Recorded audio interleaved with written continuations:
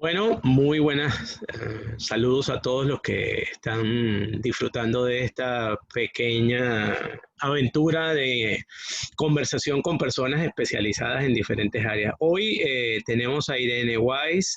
Ella es bióloga egresada de la Facultad de Ciencias Naturales de la Universidad de Buenos Aires. Es profesora actualmente de pregrado y posgrado. Se especializa en el área ambiental.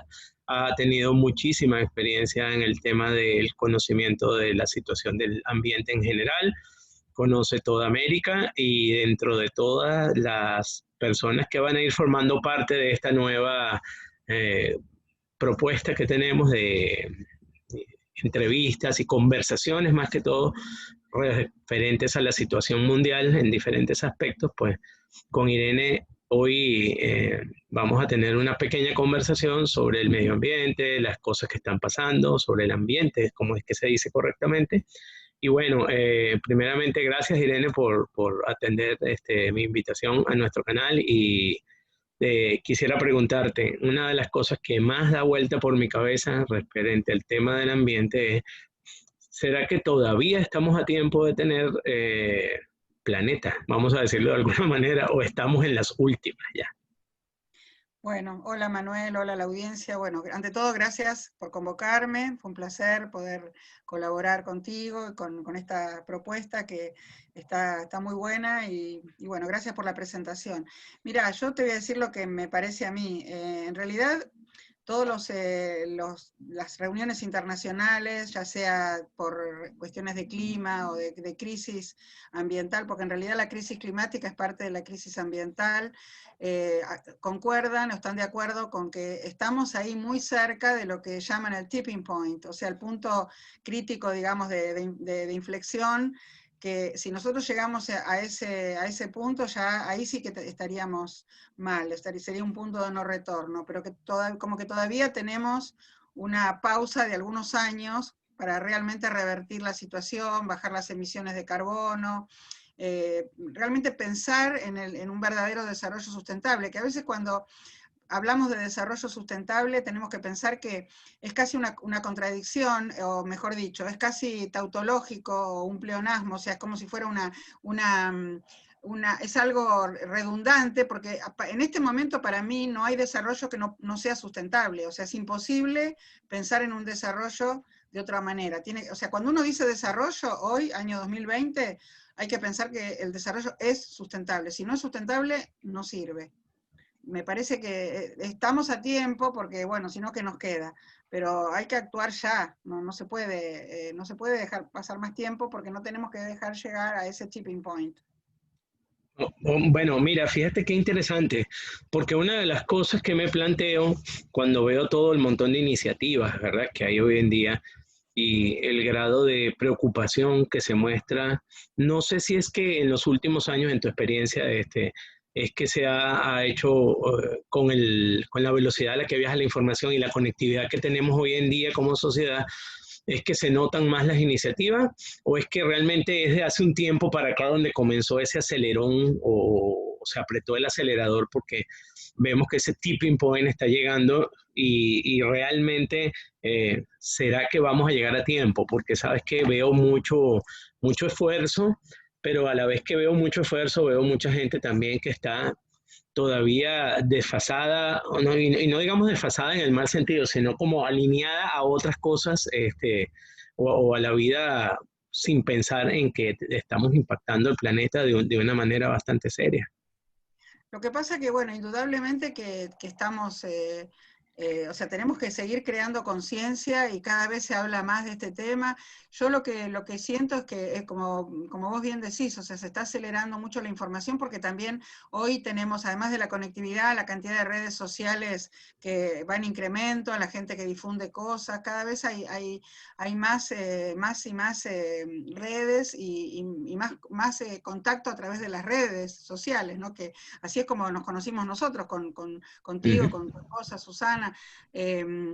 uno hoy en día está en contacto con todas partes del mundo por las redes, que básicamente primero se contacta a través de las redes y después nos pasamos los contactos y después hacemos una reunión como esta. Entonces eso antes era imposible. Entonces quizá no se podía llegar a la cantidad de gente que hoy se puede llegar. Por eso me parece que es algo que tendríamos que aprovechar para justamente dar un mensaje que la gente realmente se ponga, se vuelva sustentable de alguna manera, o sea, que piense un poco en esto. Hoy yo la seguía a tu esposa Susana en las stories y decía, ay, cuán sorora me siento con ella viendo que ella se para en el supermercado mirando algo de plástico que es un adornito para Navidad y dice, realmente lo necesito. A mí me pasa igual. A mí me pasa igual, yo digo, ¿para qué tanta cosa que realmente es inútil cuando el planeta está cada vez con más cosas que la gente tira a la basura? Mira, hay estadísticas que muestran que hoy se tira unas 600 veces más de lo que se consumía, de lo que se tiraba en los años 60. No estoy hablando de la Edad Media ni de principios del siglo No, no, no. del siglo I antes de Cristo, no, estoy hablando en el 1960, o sea, hace escasos 60 años, o sea, la edad, digamos, de la generación de mis padres, podríamos decir. Realmente la gente vivía con mucho menos cosas, las cosas duraban mucho más. Hoy la obsolescencia programada, que es un grave problema de los productos, porque parece que la economía no se mueve si los artefactos no se rompen y la gente no va y compra. Entonces, en realidad, uno puede mover la economía de otra manera, a través de empresas de triple impacto. O sea, hay muchas cosas que uno puede hacer sin tener que recurrir a esa cantidad de residuos tecnológicos o residuos de electrodomésticos o de residuos electrónicos que tengan que ver con la conexión, o sea, de computación, celulares, todo eso. Porque si no, realmente se nos va a acabar el planeta rápidamente. Entonces, yo creo que todavía estamos a tiempo, es el mensaje que yo siempre les doy a mis alumnos. Nosotros estamos viviendo una generación de transición en donde esto tiene que cambiar. La gente joven, ya la generación de mis hijos, de los 30 y tantos, ya está moviéndose de otra manera, ya no compra plástico. No, bueno, yo tampoco, pero no toda la gente de mi generación lo hace, quiero decir, depende del conocimiento que uno tenga o de la formación o de formación profesional que uno tenga, ¿no? Pero, por ejemplo, mis hijos que no tienen ninguna carrera ligada al ambiente, son otras carreras completamente diferentes. Mi hijo mayor es físico, mi nuera mayor es especialista en marketing, tiene un máster en marketing, mi hijo menor es licenciado en computación, mi nuera menor es locutora, mi hija es actriz, o sea, no tienen nada que ver con los temas ambientales. Sin embargo, ellos todo el tiempo están mirando, a ver, esto lo compro, ¿cuánto tiempo de uso le voy a dar? ¿Realmente lo necesito? Viven de forma muy minimalista, pudiendo tener la posibilidad económica de comprar, no sé si me entiendes, porque cuando uno no tiene la Sí, posibilidad económica, bueno, no tiene opción, pero teniendo la opción, de todas maneras viven de manera muy minimalista. Y ahora en pandemia hay mucha gente que se está dando cuenta con qué poco uno puede vivir, porque siempre usa la misma ropa, uno la lava, se vuelve a poner, o sea, yo realmente te podría decir que siempre uso las mismas 4 o 5 prendas desde que empezó la pandemia, que uno las va lavando, porque realmente no sí, tiene sentido, básicamente. ¿no? Sí, hace todo el sentido. Bueno, creo que esto nos lleva a la siguiente pregunta, me lleva a la siguiente pregunta. Las empresas, las grandes empresas que han existido desde, bueno, desde lo que son los ciclos, desde que comenzó la revolución industrial y comenzó el crecimiento económico, comenzaron las actividades, los negocios. Pero lo que yo me pregunto es, ¿cómo, qué le vamos, qué, cuál es la forma, mejor dicho, o cuál es el mensaje que se le puede, o de qué manera las grandes empresas tú les tienes que hacer ver? Porque yo no creo que, yo honestamente siento que no es que no lo ven, claro que sí, todo el mundo lo ve, todo el mundo sabe que estamos en una situación bastante de crítica respecto al uso de los recursos y a cómo el planeta está siendo consumido básicamente.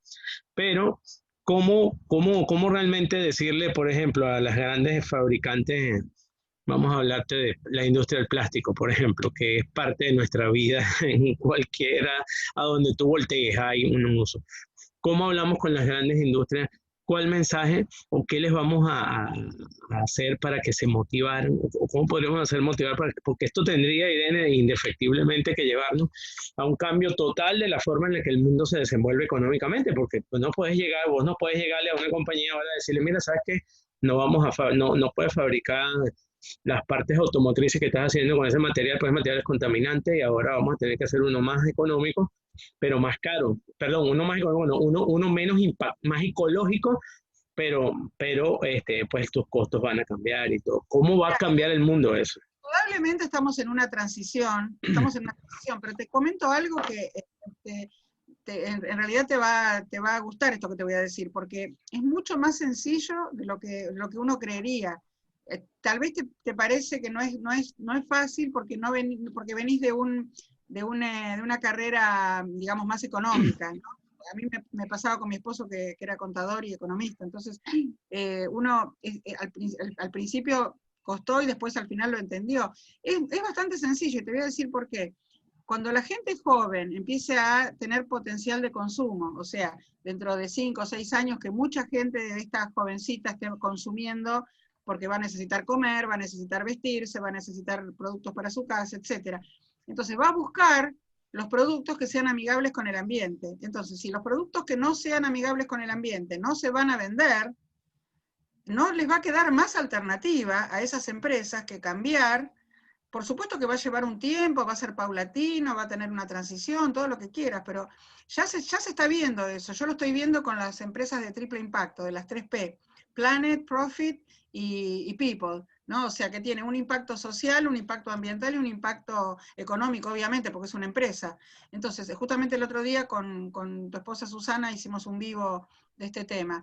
Está habiendo muchos pequeñitos emprendimientos, medianas empresas, o sea, pymes, con pequeñas empresas, como le decimos acá, pymes, medianas, grandes, las grandes multinacionales ni hablar, que ya se están todas reconvirtiendo.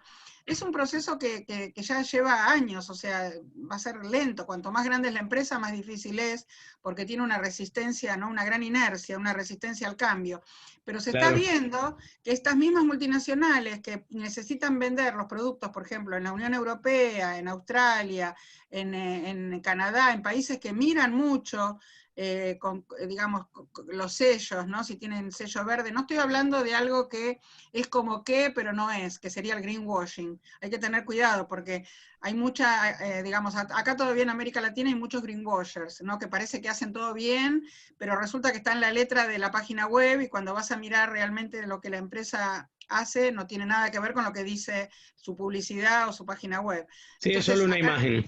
Es una imagen. Acá en Argentina nosotros tenemos, la gente ya está, decimos canchera en nuestro lunfardo, nuestro argot en español, decimos que la gente ya sabe cuando hay en una página web, por ejemplo, algo que no es real y es una publicidad engañosa. Tenemos 3 leyes de que tienen bastantes, no son leyes ambientales, pero tienen un sesgo de protección al consumidor.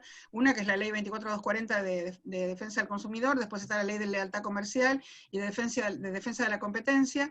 En esas leyes vos tenés que, cuando ves algo que puede ser una publicidad engañosa, lo denunciás, y la empresa tiene que cambiar y además recibe una...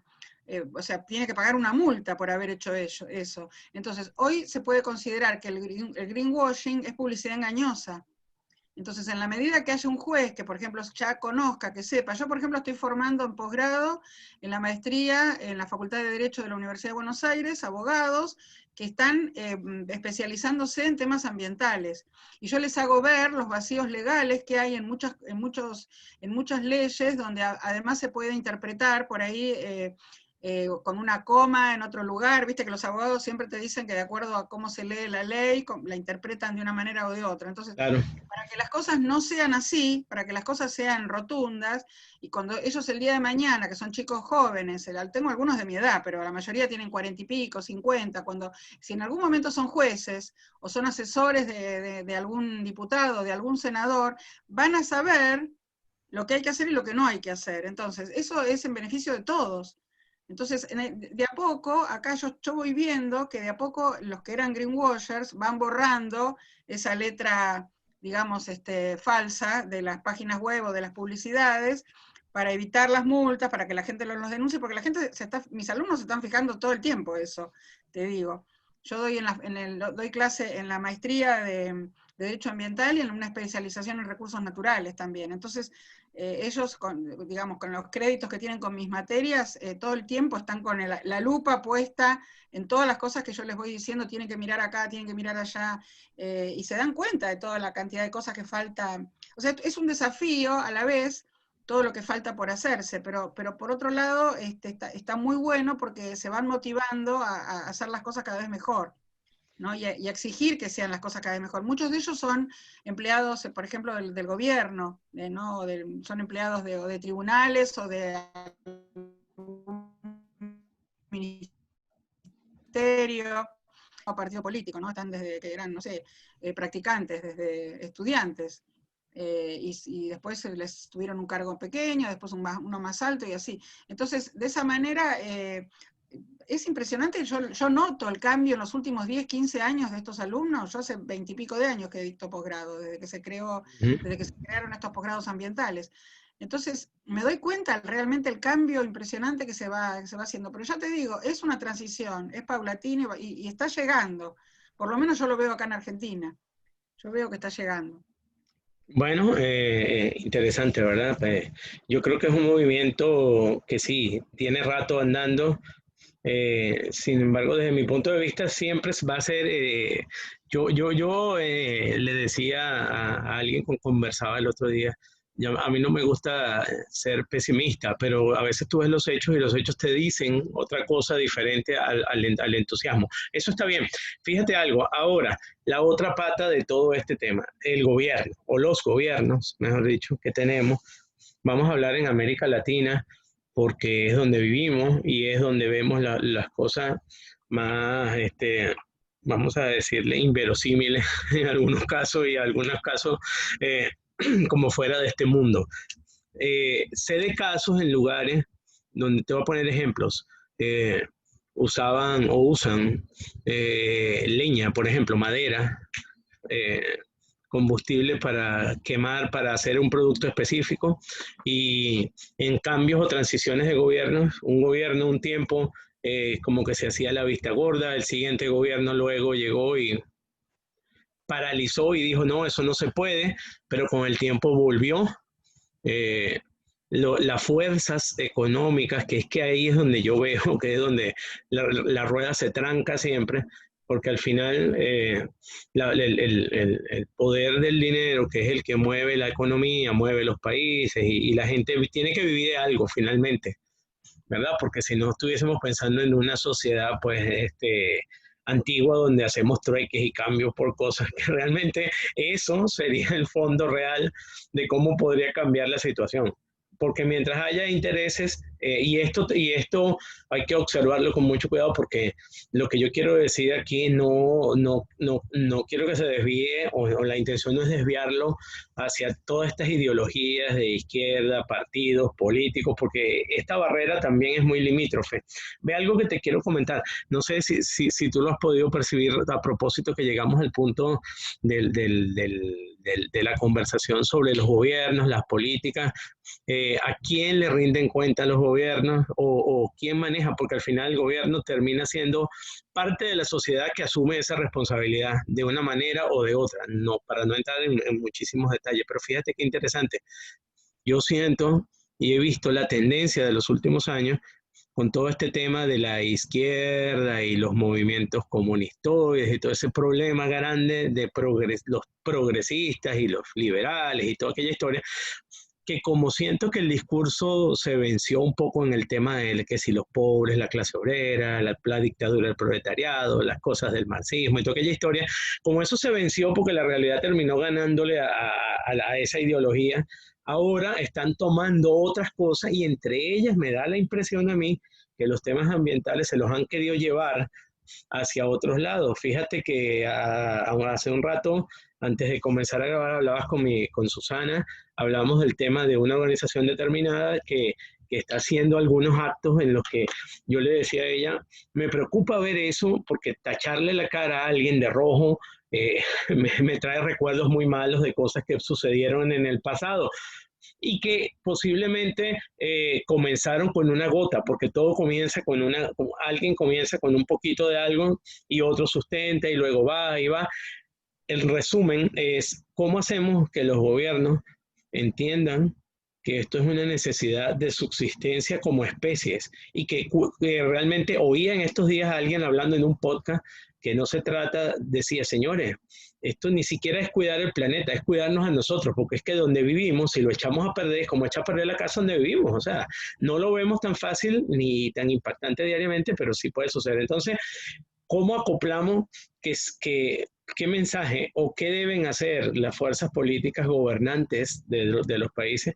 Tomarse esto en serio y no llevárselo hacia las orillas, porque nuevamente, finalmente, mi impresión es que cuando toman esos temas de bandera, lo que hacen es simplemente hacer bulla y al final no hacen nada porque siguen siendo los mismos que siempre han sido los ocasionantes y los causantes y, digamos, copartícipes en el desastre, ¿verdad?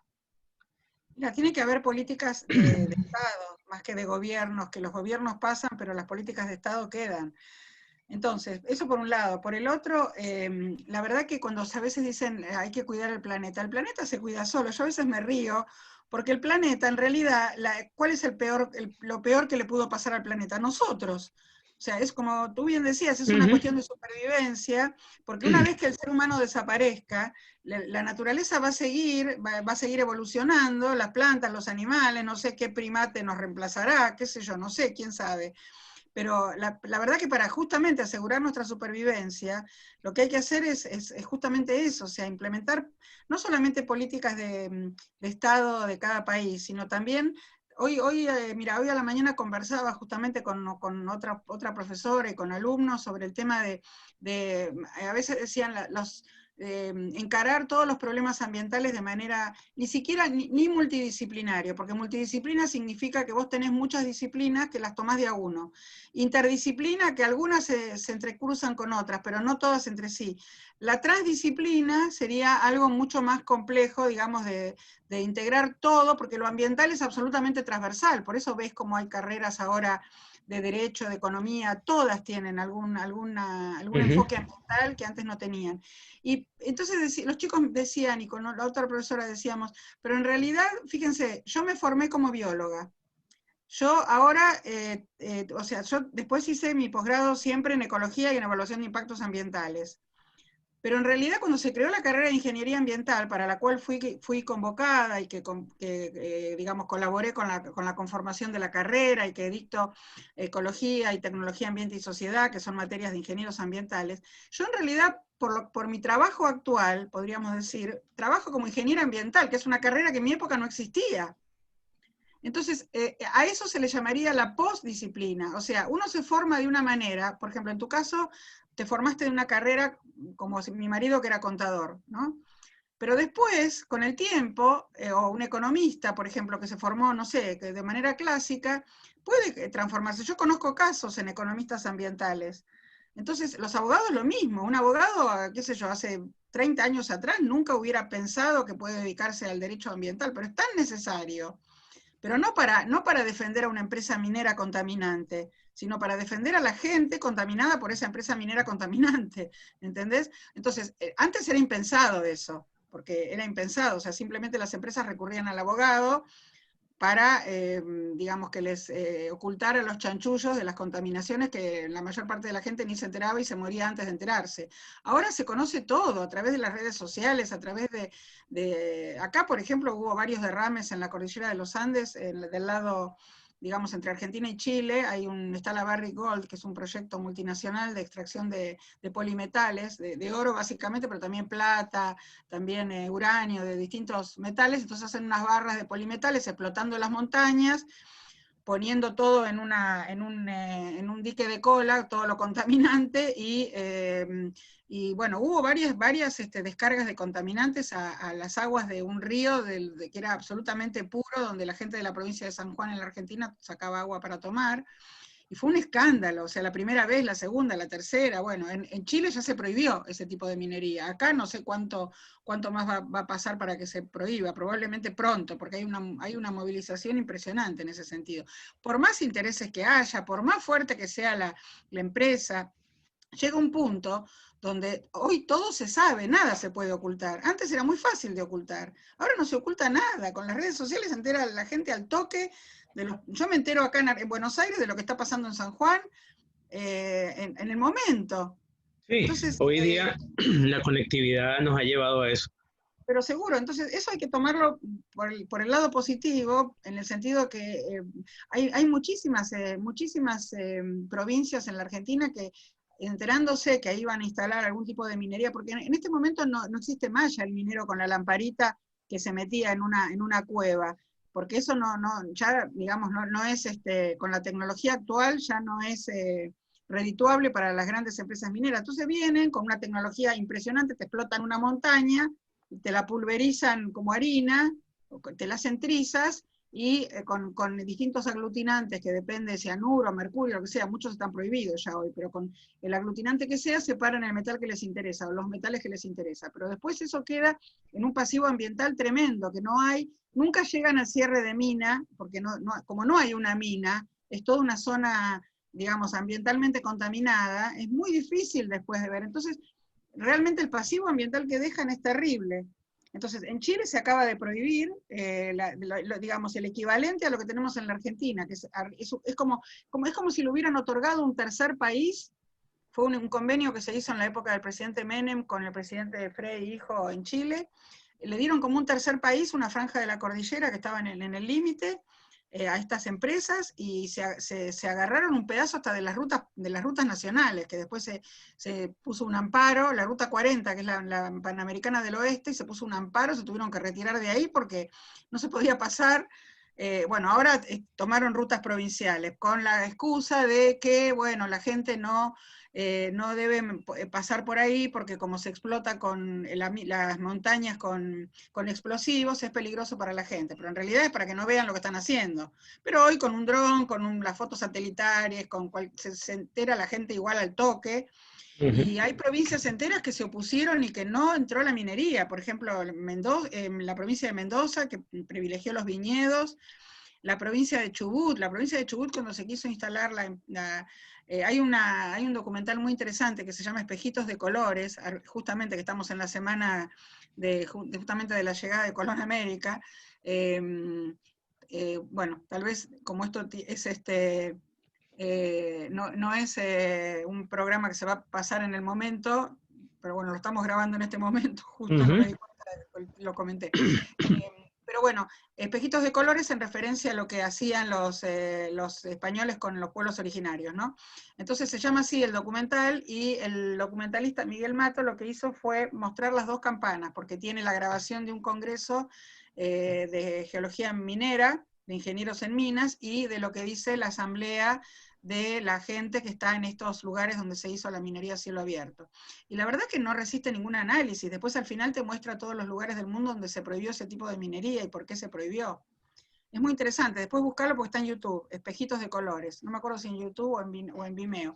Y está bueno porque te muestran las dos campanas, porque después hay otros documentales que te muestran el lado de las asambleas populares de la gente, en realidad, que reclama para que no se contamine el lugar donde viven, ¿no? Pero en este caso lo que hacen es mostrarte las dos campanas, así que es interesante. Y así todo, o sea, yo creo que hay que pasar esta transición lo mejor que se pueda, no llegar al tipping point, cuando la gente joven empiece a buscar artículos o cosas que tengan toda una trazabilidad en lo ambiental, porque hay que ver toda la trazabilidad, desde que se saca el recurso o el bien ambiental hasta que se convierte en artículo, y después qué va a pasar cuando eso se deje de usar, cómo va a ser el residuo, si se va a reciclar, o reutilizar, o qué se va a hacer con eso, o se va a convertir en basura. Entonces, toda esa trazabilidad es fundamental. Interesantísimo. La verdad que sí, yo creo que, como te decía, los gobiernos tienen que tomar un rol más activo y realmente de preocupación, y de decirle a- al, al consumidor masivo, por decirte, por llamarlo de algún modo, las empresas, en el caso de la leña, la minería, todas estas cosas. He visto casos en Costa Rica, no han querido regular el tema de la minería, pero sabes que se están llevando el oro, entonces de manera ilegal lo van sacando. Entonces el gobierno, queriendo sacarse de encima la responsabilidad o no tomar el control y realmente afrontar esto cara a cara, dejan pasar algunas cosas, entonces se genera una industria paralela. El caso en Venezuela del destrozo de la Amazonía y de la zona del Amazonas, eso da tristeza, de verdad, porque todavía no se puede ni siquiera eh, valorizar, todavía ni se puede evaluar el nivel de destrucción, porque ahora sí tenemos por sabido con todas las investigaciones que se oyen y los periodistas y todo el sur de Venezuela, la Guayana, donde tú me dices que estuviste por allá y conociste el sur, eso está destruido. Ahora le asignan minas a todo el mundo. Los generales del ejército tienen una mina, el otro tiene una mina, cada quien tiene una mina y podrás imaginarte en ese contexto cómo es la explotación, cómo es el desorden. Todo está gobernado por mafia, el desastre ambiental es severo y muy serio. Lamentablemente, pues en Venezuela ahora el sistema no es el mejor desde el punto de vista gubernamental y todo aquel problema, pero creo que ahí vamos a tener precisamente un hueco terrible. Mira, Irene, interesantemente, también he visto dentro de las campañas de esfuerzo que se hace por llamar a la atención de la conciencia de la gente a reaccionar con respecto a este tema, veo muchas iniciativas y veo muchas ideas y con mi esposa trabajando con la página de sostenibilidad, escucho y escucho ideas, siempre le comento y le digo, hay cosas, mira, escuchaba a un muchacho que tiene un podcast, el podcast de él realmente es de humor, pero hace análisis desde el punto de vista humorístico de los temas reales y a veces se pone muy serio, más serio que de humor. Y decía, la verdad es que el ser humano, decía él hace poquito, es consumista por naturaleza, no va a dejar de querer consumir. Y entonces, a mí me parece, en lo personal, que hay como un límite muy delgado entre el tema de, mira, de las cosas, el deber ser para que manejemos los recursos de una manera aceptable, sostenible y que podamos contar con esto, eh, por nosotros y las generaciones futuras, y también una línea que a veces percibo, no en todos los mensajes, pero en algunos, percibo como que se van al extremo y es como que tratan de conculcarme la libertad de decirme no compres tal cosa, no hagas tal cosa. O sea, la verdad en lo personal, te lo voy a decir yo, mi criterio personal, yo me siento que soy una persona libre, que yo puedo hacer lo que yo realmente quiera hacer, ¿entiendes? Sí, obviamente, por mi educación y por todo lo que veo, a veces uno también, por más que quiera hacer algo, tiene que analizar que eso tiene un contexto y que tiene unas consecuencias y que conlleva una responsabilidad. Yo hablo de ser libre dentro de los estándares de la ley y dentro de los estándares de lo razonablemente o socialmente aceptable, ¿verdad? Claro. Pero si yo quiero ir al supermercado y comprarme 30 bandejas de, no sé, de champiñones, y los champiñones vienen envueltos en este material de estereofoam o foam, o el styrofoam, que es que como se llama en inglés realmente, que es livianito, que es súper contaminante, que en muchos países está prohibido. Eh, y esa es la única posibilidad que yo tengo, y es un producto que me gusta. A mí en lo personal me hace como detener el análisis y decir, no, yo lo que quiero son los champiñones. Lamentablemente, pues no tengo otra forma de encontrarlos y no me voy a reprimir de ellos porque simplemente hay no pequeña, sino que hay una barrera de la lógica de los recursos. Eh, ¿Cómo? Te voy a contar algo. Aquí Ajá. hay un grupo de personas que cuando van a una cadena grande de supermercados y ven eso en bandejas de ese material, que es poliestireno expandido, en realidad ese es el Ujú, nombre técnico. Acá le decimos vulgarmente telgopor, que es como una marca, ujú, pero en realidad es ujú. poliestireno expandido. Preocupa. Y le dicen estirofoam o foam, tiene distintos nombres. Bueno, acá entonces hay un hashtag en las redes sociales que es plasticópatas. Entonces la gente va, los chicos jóvenes, la gente más joven que nosotros, va, le saca fotos y las sube a las redes, entonces pone la cadena tal o cual, se convirtió en plasticópata, no compren, entonces le hacen boicot. Es tremendo, entonces al otro día ya tienen que vender la verdura, la fruta, lo que sea, sin bandeja. Yo he visto, yo llegué a ver hasta fruta, por ejemplo, una mandarina pelada. ¿Cuánto te cuesta pelar una mandarina? Envuelta en esa bandeja y en un plástico, porque además la gente no sabe que el mejor envoltorio para la fruta es la cáscara. Claro, por Porque supuesto. cuando vos le sacás la cáscara a un cítrico, pierde la vitamina C, porque las vitaminas que son hidrosolubles, como la vitamina C, son muy fotosensibles. ¿Qué quiere decir? Que la luz las deteriora. Entonces, esa es la razón por la cual cuando la gente hace cursos de hotelería o los hoteles de 5 estrellas, por ejemplo, las cadenas internacionales, no te pueden servir jugos en los desayunos en jarras transparentes, o la tienen que envolver en una servilleta o usan de acero inoxidable, porque no les puede dar la luz durante mucho tiempo, porque si no pierden las vitaminas. Entonces, si esa gente del supermercado hace eso para cargar unos centavos más o un peso más, no sé, la fruta, no solamente es ridículo, sino que además estás comprando algo que no tiene la misma calidad como alimento que si compraras la fruta totalmente virgen, como viene, con la cáscara, ¿no? Y bueno, y así un montón de cosas, te podría cosas como eso. Pero hacen eso, los chicos jóvenes van y ponen, justamente como somos libres, así como son libres de elegir, ellos también son libres de ir al supermercado, ver lo que venden, y entonces con el hashtag plasticópatas suben la foto y ponen y los etiquetan a las empresas, que en general son supermercados multinacionales. Entonces quedan se arma todo un debate en las redes terrible, y la gente les deja de comprar eso. Entonces no les queda más remedio que dejar de hacer eso, o lo hicieron porque les parece bonito, o porque pueden recargar un poco más el precio, o por la razón que fuere, lo dejan de hacer porque la gente no lo compra. Y Por eso está te tan... digo, es toda una cultura que tiene que ir cambiando, es una Y está, cultura que está cambiando. correcto, mira, y está tan... Esto me lleva a lo siguiente.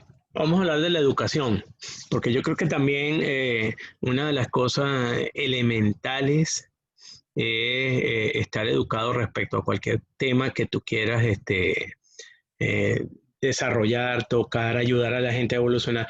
La educación es esencial, pero para contarte un poco el arraigo, yo compro en un supermercado cerca de la casa y compro estas cositas, facturas, como dicen allá en Argentina, ¿verdad? Cositas de merendar.